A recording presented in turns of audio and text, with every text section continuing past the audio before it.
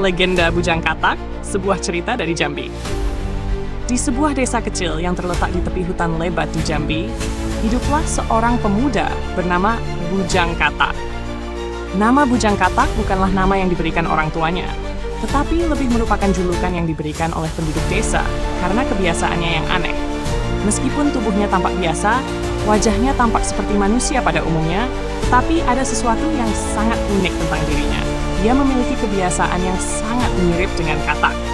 Setiap kali Bujang Katak pergi ke sungai, ia tidak hanya mencuci wajah atau mandi seperti orang lain, tetapi dia juga suka melompat-lompat layaknya katak. Dia bahkan sering terlihat duduk berjam-jam di pinggir sungai sambil mengamati ikan-ikan yang berenang dengan rasa takjub. Oleh sebab itulah, penduduk desa sering memanggilnya dengan julukan Bujang Katak. Meskipun ia tidak merasa tersinggung dengan julukan tersebut. Namun, meski memiliki kebiasaan yang aneh, Bujang Katak bukanlah orang yang malas atau tidak berguna. Sebaliknya, ia adalah pemuda yang sangat rajin dan baik hati. Setiap hari, ia bekerja keras di ladang, membantu orang tua, dan selalu siap membantu siapa saja yang membutuhkan. Namun, meskipun sifatnya yang baik, ia selalu merasa kesepian dan kurang dihargai oleh orang lain.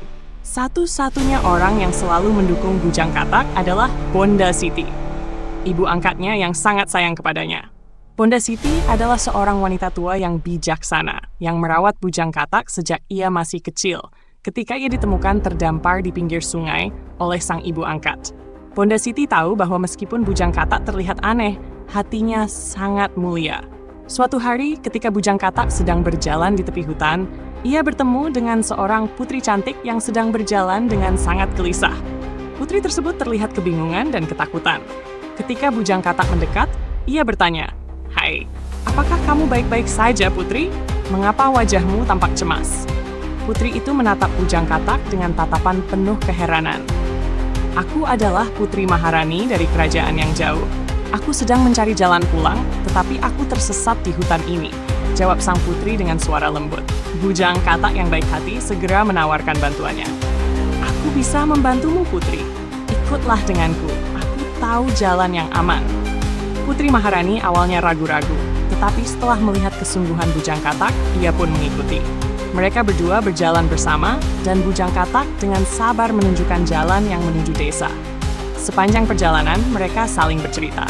Putri Maharani menceritakan betapa ia merasa terperangkap dalam kehidupannya sebagai putri, di mana semua keputusan dibuat oleh orang lain. "Aku ingin bebas, aku ingin hidup dengan cara yang aku pilih," katanya dengan penuh keluh kesah. Bujang Katak mendengarkan dengan seksama dan memberi nasihat, "Kadang-kadang, kita harus berani menghadapi tantangan dalam hidup untuk mendapatkan kebebasan sejati." Putri Maharani merasa sangat terkesan dengan kebijaksanaan Bujang Katak, meskipun ia merasa ada sesuatu yang aneh dengan pemuda itu. Namun, saat mereka sampai di tepi desa, sang putri berkata, "Terima kasih atas bantuanmu, Bujang Katak. Aku akan segera kembali ke kerajaanku, dan aku ingin berterima kasih padamu." Namun, sebelum sang putri pergi, Bujang Katak meminta satu permintaan kecil. "Putri, jika suatu saat kamu membutuhkan bantuan lagi, aku harap kamu akan mengingatku." Putri Maharani tersenyum dan menjawab, "Tentu, Bujang Katak, aku akan mengingatmu." Mereka pun berpisah, dan Putri Maharani kembali ke kerajaannya, sementara Bujang Katak kembali ke desa. Hari-hari berlalu, dan meskipun Bujang Katak tetap menjalani hidupnya seperti biasa, ia merasa ada perubahan dalam dirinya.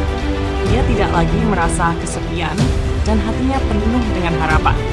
Namun, suatu hari, ketika ia sedang bekerja di ladang, tiba-tiba ia mendengar kabar dari desa bahwa Putri Maharani telah jatuh sakit parah dan tak ada seorang pun yang bisa menyembuhkannya.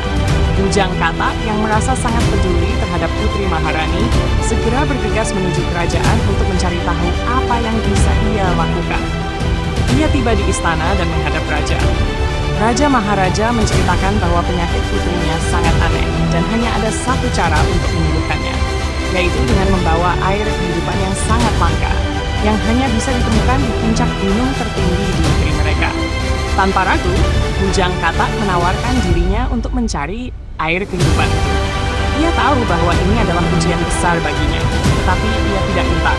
Dengan tekad yang kuat, ia berangkat menuju gunung tertinggi, melintasi hutan belantara, mengarungi sungai, dan mendaki tebing yang curam. Sesampainya di puncak gunung, Bujang Katak menemukan sebuah sumur ajaib yang penuh dengan air berkilauan. Tanpa berpikir panjang, ia mengambil sedikit air dari sumur itu dan bergegas kembali ke kerajaan. Sesampainya di istana, ia menyerahkan air kehidupan itu kepada raja. Raja Maharaja memberikan air itu kepada Putri Maharani. Dan dalam waktu singkat, Putri Maharani pun sembuh total. Ia sangat terharu dan berterima kasih kepada Bujang Katak. Putri Maharani merasa kagum dan terkesan dengan pengorbanan Bujang Katak. Raja Maharaja yang melihat ketulusan hati Bujang Katak, akhirnya mengizinkan Bujang Katak untuk menikahi Putri Maharani. Meskipun Bujang Katak bukanlah seorang pangeran, tetapi hatinya yang mulia dan keberaniannya telah memenangkan hati Putri Maharani dan seluruh kerajaan. Setelah menikah, Bujang Katak dan Putri Maharani hidup bahagia. Ia bukan hanya menjadi pahlawan di hati sang putri, tetapi juga dihormati sebagai seorang yang bijaksana dan penuh kasih sayang. Kini, Bujang Katak bukanlah lagi pemuda aneh yang dijuluki seperti Katak, tetapi seorang pria yang dihormati sebagai pahlawan sejati. Pesan dari cerita. Cerita Bujang Katak mengajarkan kita bahwa tidak penting bagaimana penampilan luar seorang.